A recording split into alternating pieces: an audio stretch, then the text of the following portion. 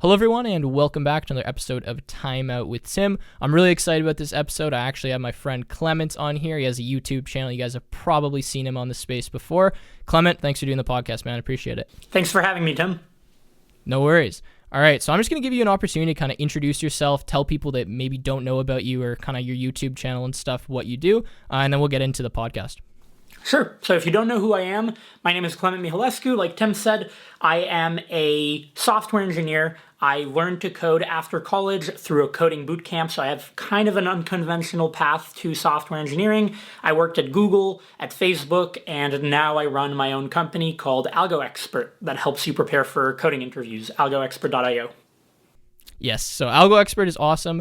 I'll leave a link to it in the description if you guys want. There is a discount code you can use, but that's what I use to prepare for my Microsoft interviews. I can vouch firsthand. I know Clement's my friend, but I'll tell you guys, it is a great platform.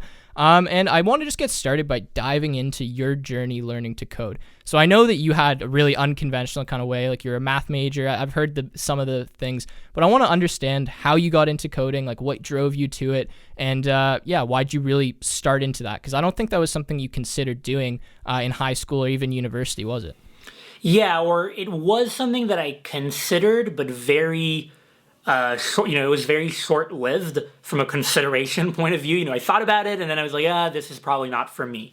And in hindsight, I'm really disappointed that that was my conclusion. The reason I concluded that all those times that I did consider it in high school and college was because I thought that if you didn't code or if you hadn't been coding since you were really young, you couldn't pick it up that late in life. Again, in hindsight, this seems really silly to me because now I know that you can pick up coding basically at any age. Sure, it's advantageous if you start earlier, but you can pick it up in college, certainly, or after college. But after college, though, I realized everything that I want to do in life seems to point to coding. Everything that I want to do in life seems to be much more accessible if I know how to code. And so I thought to myself, maybe I really should, put aside all of my misconceptions and try to learn it. This was right around the time when coding boot camps were very up and coming. I would start getting Facebook ads and just ads all over the place for these coding boot camps. And I discovered one, applied to it, enrolled in it, fell in love with coding, realized that I enjoyed it, because also that was another thing. At first I thought I didn't really enjoy it from the little that I had dabbled with it. And yeah, the rest is history. Yeah, okay, sounds good, man. So what was the boot camp? Did you do front-end web development? Was there a name of it? Was there a specific thing it focused on? Or was it really just an immersive, learn to code and get a job? Was that the promise from it? So it was a combination of both of the things you said. On the one hand, they are training you to go from no coding experience to employable as a full stack developer. Then full stack is the key here. They teach you both the front end and the back end. And then to your question about, was it a bit more focused on front end or a bit more focused on something? It was focused on full stack JavaScript. So I think that by nature of JavaScript, you really do get immersed in the front end, perhaps more so than the back end, but you do also experience the back end, if that makes sense. Yeah, for sure. That definitely makes sense. I was just curious because I know they have boot camps that kind of specialize in one specific thing. I feel like they're probably a lot bigger in the States because I haven't seen many here in Canada. I'm in the Ontario area. You're New York, right? Yep. Okay, so did you do the boot camp in New York? I did the boot camp in New York, and I think nice. There are a lot of boot camps now. The boot camps are all over the place now in the States, which is kind of crazy, but I think the two big hubs are still New York and San Francisco, or the Bay Area. Mm-hmm.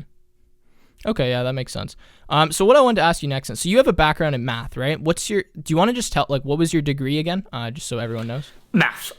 It was a bachelor's in math, yep. Bachelor's in math. Okay, mathematics. God, I can't imagine doing that. But I wanted to ask, since you had a background in math, I feel like that suits you well for programming, right? Getting into coding, you kind of have that logical brain already. You know how to tackle problems. I feel like I know the answer to this question already, but would you say that was a massive advantage to you? Just talk about how math kind of helped you with programming, or if it really trained you so you had an advantage over maybe someone who doesn't have a math background going into a boot camp. Yeah, so I've made a video on my YouTube channel about whether or not you need math, how much math you need, etc. for software engineering. The truth is, my opinion is that the math degree doesn't actually help that much, which I know some people are either surprised by or some people almost refuse to accept that. They always say, like, no, the math must have helped a ton. The thing is, let me put it this way. The reason I don't think the math degree helped that much is because, first of all, I did my math degree pretty late. So the majority of my math courses were condensed in my senior year of college and the summer right before that. And so I think back to, the Clement of junior year in college, and I say that Clement could have learned coding just as well and just as easily as the Clement a year later. So that's one anecdotal thing. The second thing is that none of the major concepts or classes that I took for my math degree, which are pretty advanced classes, advanced concepts, have carryover, or very few have carryover to what I've learned in coding and software engineering. And then lastly, there's this argument that you hinted at of the logical brain or that kind of thing, and that's an argument that I'm willing to buy. The only thing is it's a very abstract one. Like, I'm not really sure how to answer it. Yes, maybe my brain is a little bit more geared towards logical problems. Is it the math degree that is the cause that is the cause of that, or is that more a manifestation of my interests? I don't know. Does that make sense? Yeah, no, that makes perfect sense. That made me think because when I was younger as well, you're kind of bringing me back to that. I always had like a logical brain, like I was always tackling problems, and that was before I was good at math, before I had a math background, even really before I was into programming and computer science, and I started pretty young. So I guess that actually points it out. Maybe that's just something that's kind of inherent, like you grow up with that, or that's the way that you learn to think. I know some people are way more artistic and creative, which is definitely not my advantage. And then there's other people that have that logical kind of way of approaching problems. So I guess you would probably have had that before the math degree, if that's something you would say you have, right? Like that kind of way of approaching things, looking at ideas and problems and all that. Yeah, exactly. And I would give you another example here to support this, which is that I was all over the place in college, and there was one point early junior year in college where I was going to major in something called visual studies. Completely different, right? Very different. It was like the opposite, more artistic kind of stuff and everything. That's another discussion if we want to talk about why I wanted to do that, but I was going to do that. If I had gone down that path and then done the coding bootcamp, no one would have ever known to tell me, but you had a math major. But clearly I was able to do a math major. So I guess the point that I'm trying to get at is maybe it's more, people have certain interests or certain skill sets, and they happen to lend themselves to doing a math major and to coding, but it's not necessarily doing the math major that will bring you there, if that makes sense. No, for sure. That's exactly what I was kind of getting at. That makes a lot of sense, because if you think about it, a lot of the reasons people go into specific fields is because of the way that they think or the way their brain works. I mean, yeah, right? If you bring it down to the lowest level, if they're more creative, artistic, business, whatever it may be, right? So yeah, that makes a lot of sense. That definitely answers that question. So I am curious a little bit. We don't have to talk about it for too long, but what is visual studies or visual or whatever it was, and why that? That seems so kind of off from what you're doing right now. Right. So visual studies was this kind of interesting major, and I'm using interesting to mean esoteric maybe, or strange, You had a lot of avenues with it. Part of it was more focused on art history. Part of it was more focused on applied arts, like, photography, that kind of stuff. The reason that I dove into it was because I got really interested in video editing. So I really enjoyed, special effects, working with Adobe After Effects, Adobe Photoshop, that kind of stuff. And I was looking, is there a major that would fulfill those interests at my school? That was the closest thing that I could find to that. The truth is, once I got into it, I realized, wait, this is much more focused on the theoretical and stuff like art history, which I wasn't particularly interested in, and that's why I ended up completely dropping it and going for the math major. Yeah, and I would assume that you're probably happy that you decided to do that. Yeah, from a point of view of, that was another thing, is that like very late in college, when I was doing the visual studies, I started getting this weird sensation of urgency of, I'm not going back in time. Like, college is soon going to be over, and this is an expensive college. I'm never going to come back here. Maybe I should do something that will have more pragmatic effects, or that will be more pragmatic for my life, and math was that. Definitely, yeah. And I think a lot of people should approach it in that sense too. I mean, that's the reason personally for myself, I try to take electives that I know are going to be useful, and that are something that I wouldn't take on an everyday basis, like, these business classes, the things that apply to everyday life, which we'll talk about later in the podcast, because I know you took some MBA level courses, but that's definitely helped me a ton, just taking things that are actually useful, that, I don't feel like wasted my time for that 4 months that I was in them, because it is a long time and a lot of work, especially if you're not going to use what it is that you're doing, right? Yeah. Agreed. All right. So the next thing I wanted to ask you, because I guess I'm curious, because you're a pretty good programmer, you learned pretty fast. What would you say the most difficult part of programming was for you? Maybe as a beginner, maybe in the boot camp. Can you think back to anything that you noticed you had a lot of trouble with? So I think the thing I had the most trouble with is less about a concept to learn, but more about which concept to learn. And I think this is precisely why I went to a coding boot camp. One of the things that was scary for me when I started coding was the amount of stuff out there, and I did not know what to pursue. Now, looking back, I have experience now, and I know what the potentially best path is for someone who's new to coding to follow. But back then, I didn't know if I should learn C++, or if I should learn JavaScript, or if I should learn Angular or React or Git or assembly language, because some people say you need to understand the fundamentals first. I didn't know, right? And that was very scary, and I think that's why I went to a coding boot camp.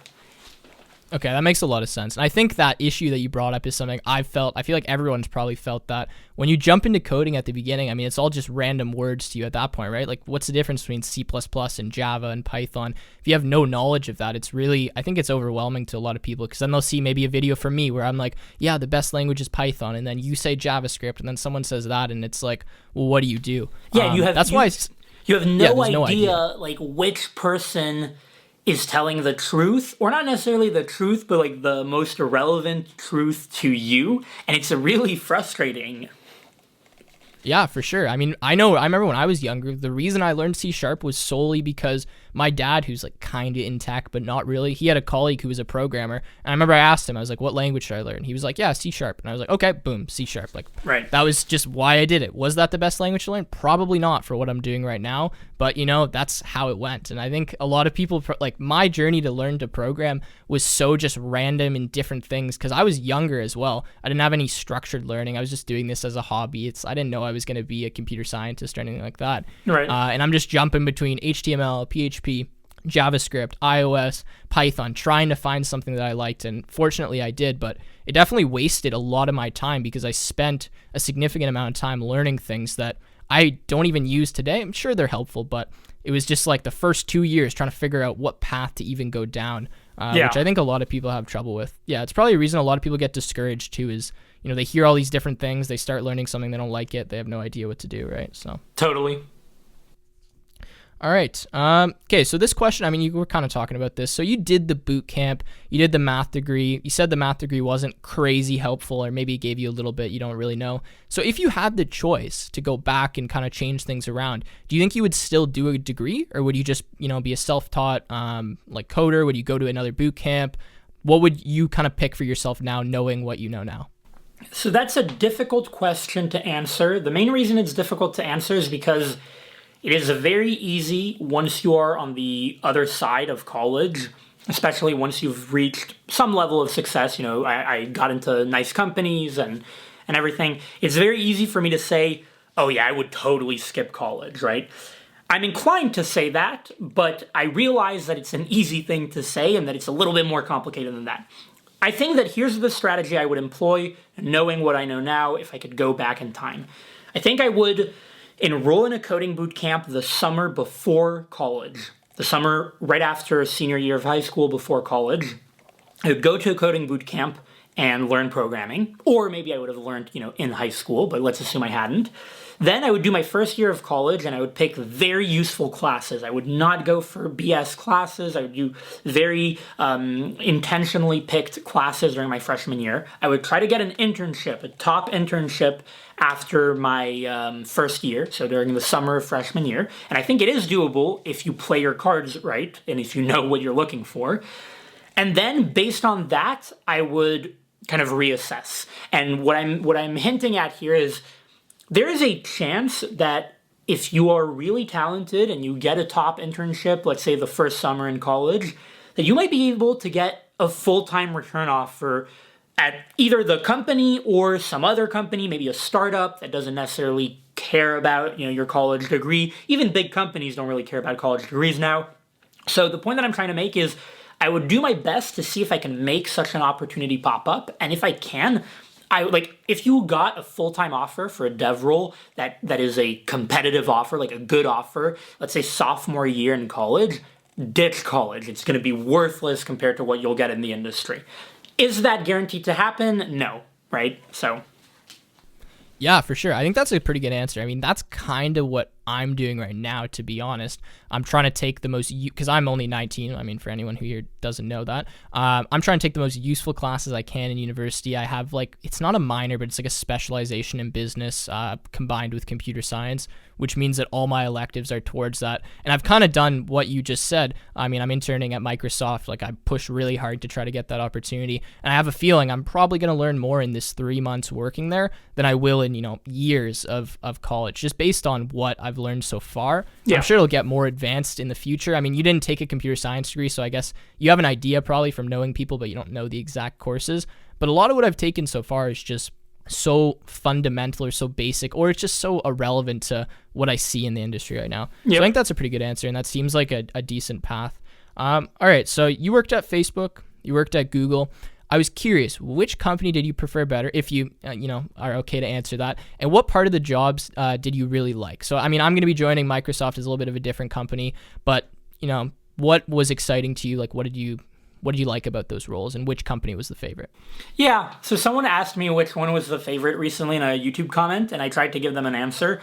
It's hard to answer because one, they're different, and two, I stayed at Facebook only for 2 months and 5 days or something. Okay. Yeah.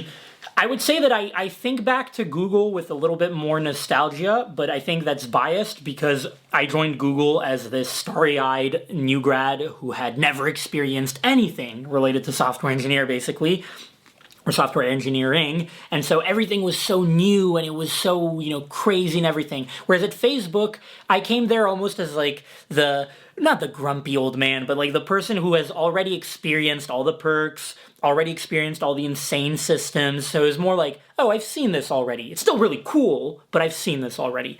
I still really enjoyed my time at Facebook.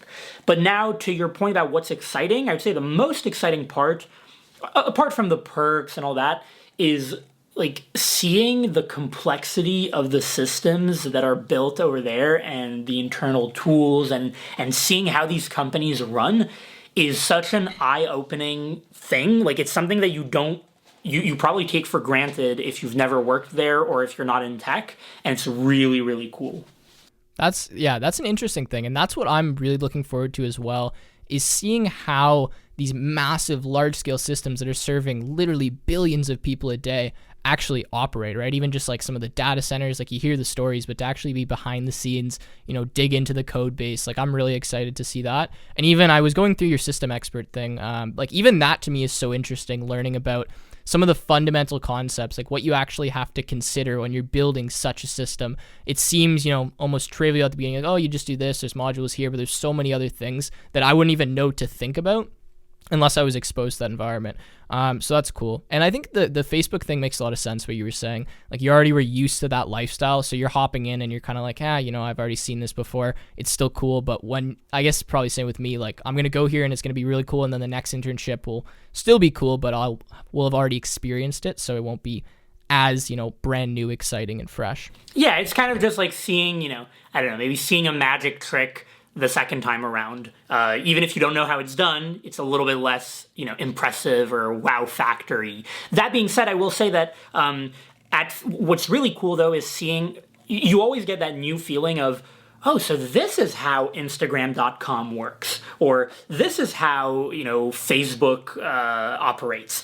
And it's different from how Google operates. So I'm curious, for example, how Microsoft operates. I have no idea, how does Microsoft deploy changes to, I don't know, Xbox Live or something, right? These are probably some of the nuances that are going to be different from company to company. For sure. So to go with that question then, when you're looking at, like, say you're using Instagram or Twitter or YouTube or whatever it is, do you use that, or do you look at it differently? Like, I know for me personally, as soon as I even understood how a computer operated, like on a lower level, when I'm using it on a day-to-day basis, like, I look at it a little bit differently. I think about things a little bit differently. I have an appreciation really for how much complexity, you know, that little button in the top corner actually took to make, right? So do you do that as well in tech then? Yeah, definitely. And like, it's funny because, especially at least on the front end side, well, no, even on the full stack side, you start to be more cautious of certain things where you're interacting on a website and you're like, I know that I had trouble building this exact feature on my own website, and I know one of the bugs that can happen here. The canonical example that I like to give for this is when you fill out a form and you press submit, if you've built that form poorly, depending on the error that you get, if you do get an error or whatever the design is, you might lose all of the state in your form. You might lose all of what you've written in that form. A good website or a good engineering team shouldn't let that happen. But now, whenever I'm on a website and I see a form that I filled out and that has taken me a long time, I'll like copy paste all of the input fields elsewhere because I'm like, I know that there's a 50% chance that the engineer who wrote this like forgot to handle, you know, the case where there's an error and it clears the form, and, you know, I don't want to be screwed. Does that make sense? Like, is that the kind of stuff you're talking about? Yeah, that's exactly what I'm talking about. And that makes it's funny because the error you discussed is like what I've had happen to me every time I've made a website. I've been like, why the heck when I hit this does it refresh? And I'm like, okay, well, it's literally re-rendering the HTML, which doesn't have whatever I typed in beforehand. So that's hilarious because I've made that issue so many times that I've made like little, you know, crappy websites. So right. All right. Yeah, so that's good. So what I want to do now is, I mean, we talk a lot about tech and the big companies, but you and I both kind of have businesses. Yours is a little bit more serious than mine is. For anyone that doesn't know, I run all this stuff like podcasts, Tech with Tim through a corporation. And I know you're a founder of AlgoExpert and CEO. So I wanted to ask you a bit about business and stuff and get into that because I think it's interesting. I think a lot of people want to hear about, you know, how do you start a business? What are some of the challenges? What's fun? What's hard? So maybe we can talk a bit about that. Yeah. But I wanted to ask you, how did you get started with AlgoExpert? And were you like an entrepreneurial kid? Like, were you always into entrepreneurship, making money on your own? Or was this something that just kind of came up after you got through the coding bootcamp? I got really interested in entrepreneurship in high school. And I think the trigger, if there is one that I can think of, is seeing the movie The Social Network about, you know, the Facebook founding story. Obviously, that movie is a little bit, you know, bombastic and theatrical, but that movie, I remember, kind of sparked something in me where I was like, wow, I think this might be something I'm interested in. And then ever since then, I tried doing a bunch of stuff, a bunch of entrepreneurial endeavors. A lot of them were things related to YouTube, to, you know, online presence. I tried streaming on Twitch and I had a little bit of success there. I tried a bunch of YouTube channels, no success at all there. I tried a few like business ideas, but I didn't have the coding skills to really develop them, so no success there whatsoever. And then AlgoExpert was the first really like huge hit that I got. It was an incremental one, like it didn't happen overnight. But yeah, when I started it, I definitely knew that I was wanting to create a business, if that makes sense. Yeah, for sure. I think that's cool. I remember back, so I would say I'm fairly entrepreneurial as well with this, you know, YouTube channel and all this stuff I'm doing. And I remember for me, The Social Network was definitely an inspiration as well.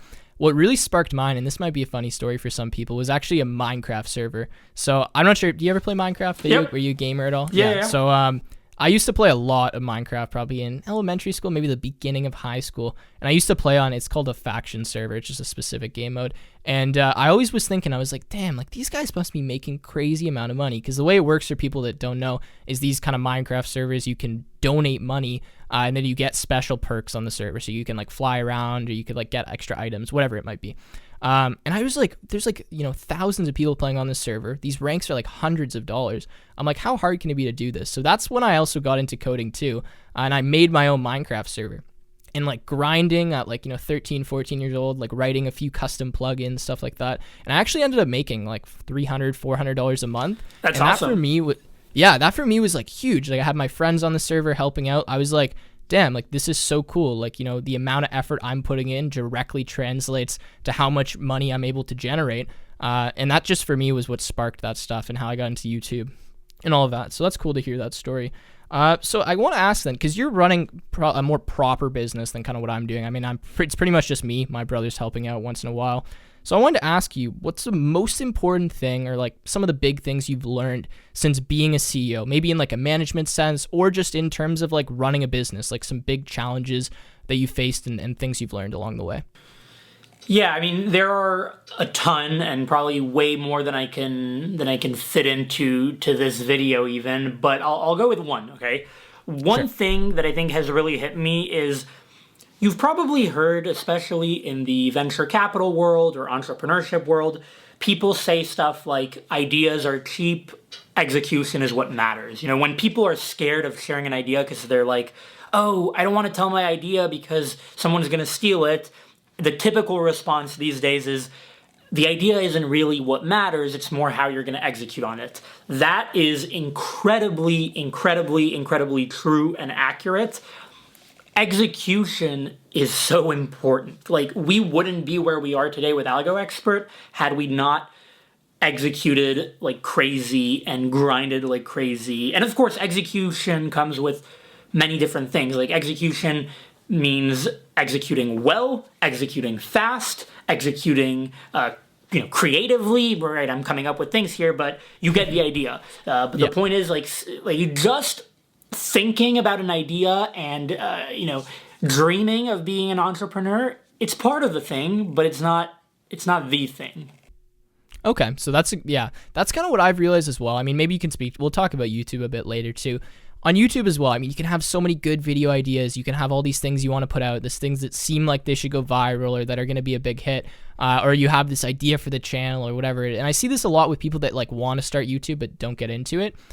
It really takes so much extra work, so much more than that to get anything. Like, I put so many videos out that were just horrible, and I had to learn so much before I was able to do anything on the platform. Like, I think a lot of people forget that even the biggest like YouTube stars, the people we see today, they didn't get there from, getting lucky. Maybe some of them did, but most of them, like, were sitting in their basement at 15, grinding, like trying to teach themselves how to do this, learning the different concepts. I mean, I always use the example of like KSI or something, like one of those big comedy YouTubers. Yeah. Like, I remember when I was younger and I saw him, sitting in his bedroom with his brother at like a few 100,000 subscribers, just playing video games. Like, the quality of his videos were not where they are today, like just grinding for so long.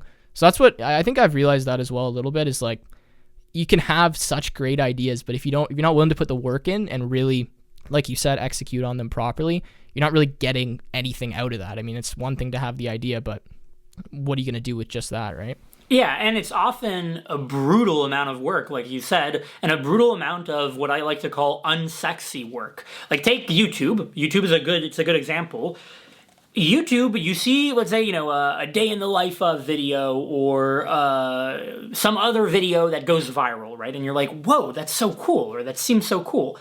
But then you when you look behind the scenes, you realize the amount of time and effort that goes into making not just those viral videos, but what about all the other hundreds of non-viral videos that are essentially just as important, because they are the incremental, like, path to those viral videos, right?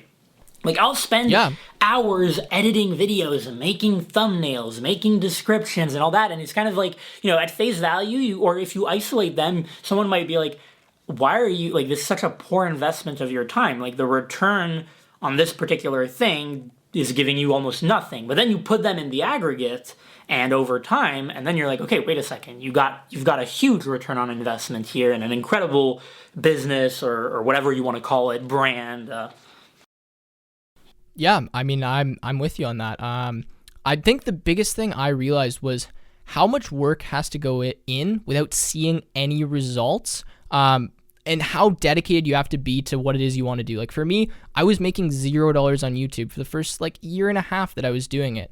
Not many people are capable of just sitting there and grinding and working their ass off with seeing literally nothing in return. Seeing like a few subscribers, a few comments, like those little bits of motivation is not enough to keep a lot of people going. And that's what I tell people. I'm like, look, if you want to make it on a platform like YouTube or like even just anything, I feel like you're going to have to be willing to put in a significant amount of work. And I think to be able to do that, you have to be somewhat passionate about what you're doing, which is what let me do that. There's no way I'd be here today if I didn't really like coding, because when I was making those videos, I enjoyed teaching it. I was learning new stuff, but I worked so hard for so long with nothing to show for it. And then all of a sudden it came, and then it's exponential, and it grows and it grows and it grows. And I mean, I can tell you a year ago, I was making like a few $100 off this, right? It wasn't like a big deal. It wasn't something I was doing for money. It was because I really liked doing it and I was passionate about it. And then it turned into almost, I don't want to say like a career, but it turned into like a proper business, something that you can show for all those, hours and hours of work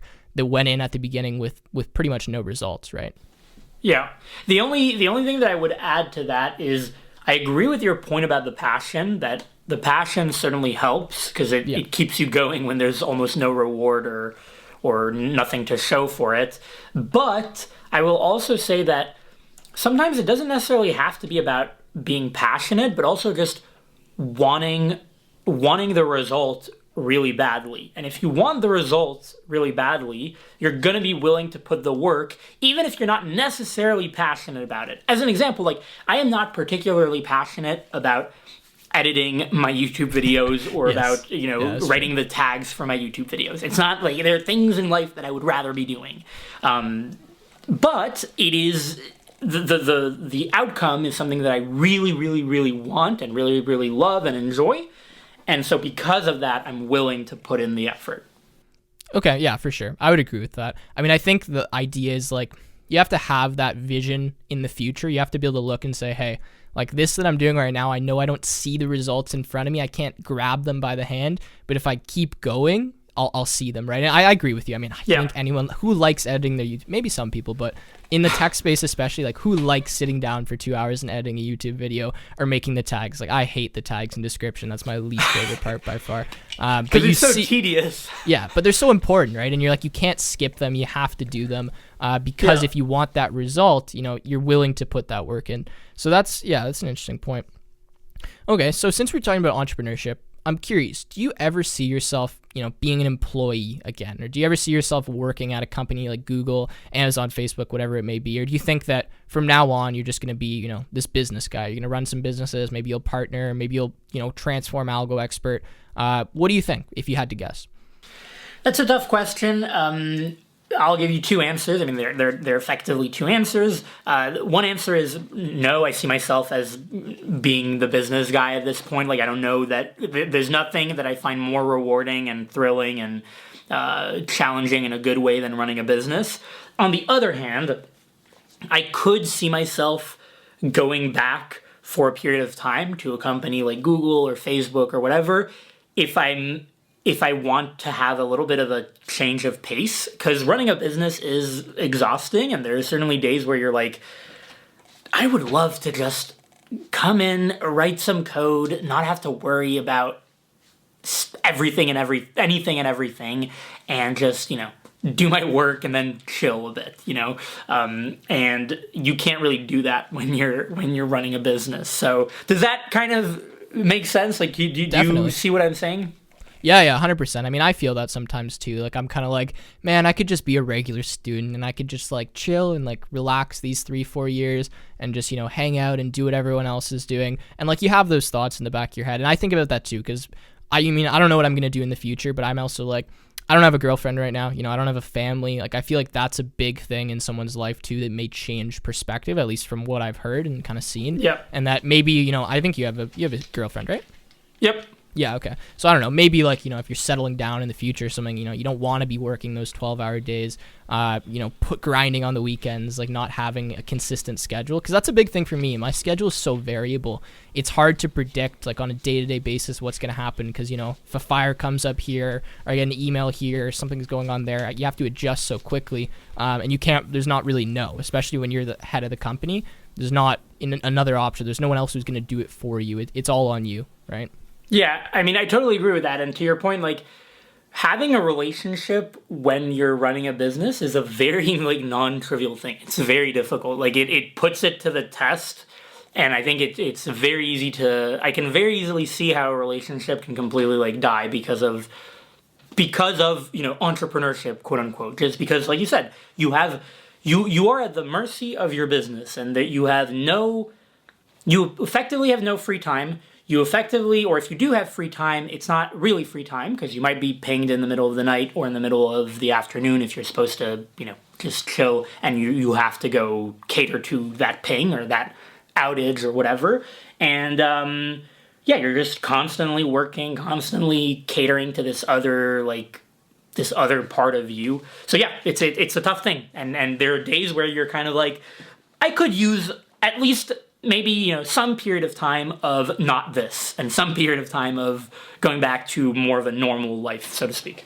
Yeah, for sure. I think that makes a lot of sense. I mean, for me, I'm at the point now, maybe you can relate to this or not, where like when I'm not doing something, I almost feel guilty for not doing it. Obviously, yeah, 100%. I'll take the time to relax, obviously. I think that's important. Like I try to put that into the schedule because taking an hour or two off can actually be, an investment in terms of relax, get the brain fresh, have a fresh perspective on something. But at the same time, like, if I lie down for like 2 hours, I'm like, damn it. Like, I should have been making a video. I should have been doing this. Cause like, you're just so, at least I am, obsessed with the growth and doing something and getting stuff done. And that's the mentality that I think a lot of people in business, maybe correct me if I'm wrong, have to take on to get to the point where they are, constantly growing, innovating. There's no like stagnation really, at least from what I can see. I would think so, but and I think that it's really tough because that can be a brutal and unhealthy mindset to have sometimes, but that is necessary to have at the same time. I remember when I was working at Google or when I was working at Facebook, and I would feel that guilt that you're describing, where if I took a few hours off during the weekend, I was like, well, wait a second, I didn't accomplish anything in those 3 hours. And what I did do is I delayed the launch of this feature for AlgoExpert by 2 more days, and that is entirely bad. There's no positive out of that for the business, and there is no one else to blame but me. And it's a tough thing, right? You're perpetually kind of challenging yourself and punishing yourself, telling yourself you have to be go, go, go all the time. You have to hyper optimize your life. And I think that, even though it is unhealthy sometimes and it feels like shit, I do think that at the end of the day, like, that's what'll bring you to that success, or that's what'll maximize the chances of bringing you to that success. Yeah, I mean, I 100% agree with that. Like the number one thing I did, and I say this to everyone, not as a recommendation, but what I did, and some people may say it's unhealthy, is first year, I woke up at 5:30 a.m. every morning, for the first semester at least, and went to bed at 11 p.m. And I mean, that takes, especially in university, a tremendous amount of just mental toughness. And it's not to be cocky or anything, I struggled with it. There was mornings where, I didn't get up till 7, right?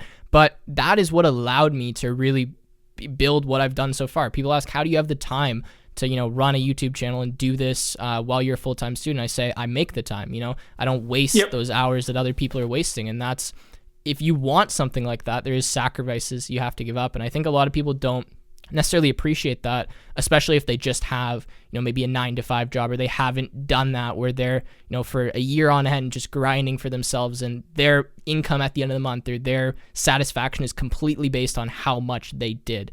No other factors, right? The challenging part of that is that these days there is a lot of almost counter or anti-entrepreneurship mentality, where people are against the whole, grind every day and hustle and work super hard, because understandably, sometimes these pieces of advice are thrown kind of with no real reason behind them. It's just this motivation porn kind of thing where it's like, oh yeah, work, 100 hours per week, blah, blah. But the thing is, there is some truth to these pieces of advice. And to your point of waking up at 5:30 a.m. and going to bed at 11, and what that gets to is having, 18-hour days or 20-hour days. That is what it takes. Like, you will gain an advantage by doing that if you can actually discipline yourself to put in the work during all of those hours of the day. But people either don't appreciate it, or then they'll see what you're doing and they'll be like, yeah, but you're spending 5 hours of your day, doing tags for your YouTube video and editing your YouTube video. You're clearly not working smart. You're not investing in the right areas. But again, you go back to what we said earlier of, well, that work, even though it seems like it's trivial and it's, tedious, blah, blah, it still is super important. In aggregate, it leads to something big and it all comes together. So 100% agree with everything that you said. And I think that a lot of people probably just need to experience it to really grasp it if they don't already, just from what we're saying. Okay, so what I wanted to ask you is actually a bit about personal branding. So, I mean, we both have personal brands. Yours is a little bit more of a personal brand than mine is, considering your channel is actually your name. But I was curious, when did you start your YouTube channel, and what kind of drove you to start that? Because you were saying that, you tried some different YouTube channels and the social media. So how did this one come about? The Clément, I cannot pronounce your last name for the life of me, channel. Mihailescu. So it basically, I started it really seriously back in July. I think I had posted July 2019. I had posted 2 videos very sporadically before that. But then July, right after I left my job at Google, I said, all right, I'm going to actually try this, and I'm going to post consistently 3 times a week, do it, try to see where it goes.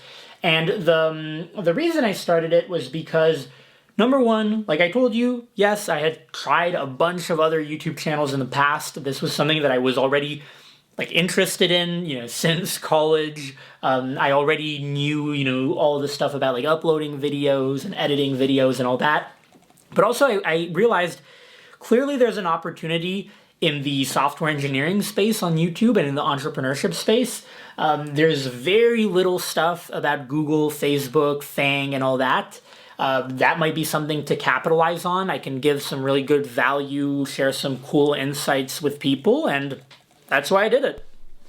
Awesome, yeah. And I mean, I found your channel. I reached out to you originally when we did our first collaboration because I found your channel looking for exactly what you were talking about.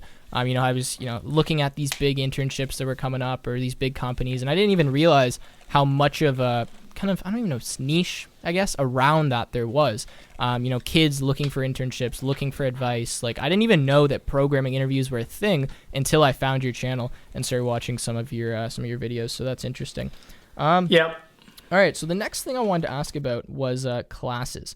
So in university, and I think we've already kind of touched on this, but I want to go into it because I think it's really important. I've decided to take some business classes, and I would honestly say those are a lot more valuable to me than any of the computer science classes that I've taken. Accounting, for example, is probably the most important class I've taken so far that just taught me so much, just fundamental accounting that just helps you in everyday life, regardless of if you have a business or not, just understanding how things flow and how they operate. And I know you said at some point you took some MBA level classes. So I was wondering if you could talk about what some of those classes were and what benefit you got from them. And if you would recommend people, maybe taking an MBA level course or taking business courses in their Yeah.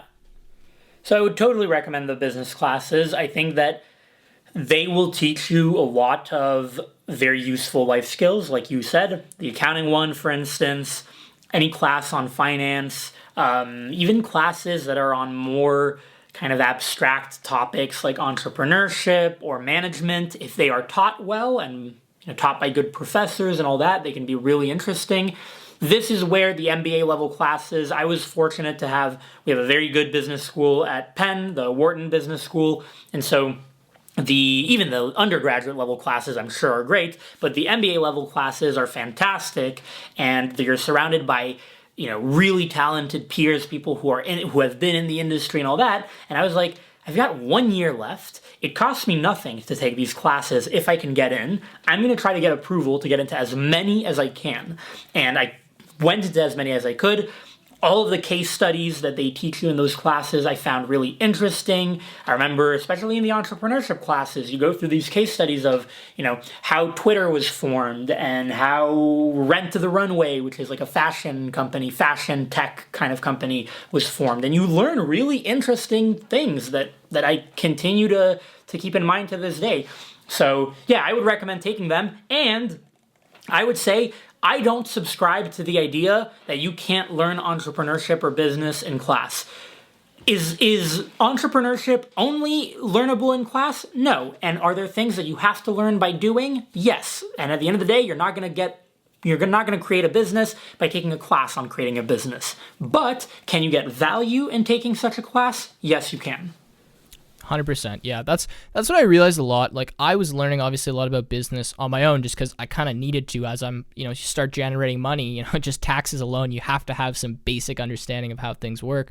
But I found that it just gave me a really good appreciation of everything around me. Like, when I go to a store or I order something online or things are happening, like I understand more of the business side of things, and I can say, okay, so that's why this business decided to do that. Okay, so that marketing campaign, that's targeted at this. Okay, so their cash flow is this, their inventory turnover. It just gives you such a domain knowledge that I think is really important, even just as a consumer. If you're trying to purchase things, if you're understanding, why a certain promotion is going on, things like that, it just allows your perspective to broaden, which is kind of what I'm all about, having, some knowledge in all these different areas, so you just have a better idea of how the world works as a whole, and especially business. I mean, that's something you're interacting with every day, whether you know it or not. Businesses, products, branding, and when you have an appreciation for that, it just really opens your eyes to how amazing some of these things are that have been accomplished. So, agreed. Yep. Yeah. All right. So the last thing we're going to leave off with here is I just want to ask you if there's anything exciting you have planned for 2020, any things in the future you're looking forward to. I mean, for me personally, this podcast is a new thing. Really appreciate you coming on again. And I'm really looking forward to growing this and, having these conversations with all different kinds of people. And hopefully we can have you on again in the future. So anything for you that's 2020 goals, something you're looking forward to, exciting new stuff? Yeah, I mean, I would say just continuing to grow AlgoExpert and continuing to grow my YouTube channel are the two sort of main focuses. AlgoExpert has been growing an insane amount lately ever since we went full time, and even leading up to when we jumped and went full time on it. It's been growing insanely, and so it's just super exciting. I'm trying to keep up with it and to continue growing it. Awesome, man. Yeah, I mean, congratulations on AlgoExpert. As I've said, it's a great platform, guys. I'm not just saying that because he's on the podcast, I promise you. And yeah, I mean, it's been cool to see what you've been able to do as well, because even when we talked back in, November, I wasn't seeing any of your ads popping up on YouTube, and now I watch a few videos and I think it's your girlfriend, right, who's in the ad? Yeah. Yeah, popping up on my screen. I'm like, damn, like, that's you. That's awesome. All right, so I think we're going to leave it there. Clement, thanks again, man. Really appreciate it, and hopefully we can have you on again. Yeah, thanks for having me. This was super fun.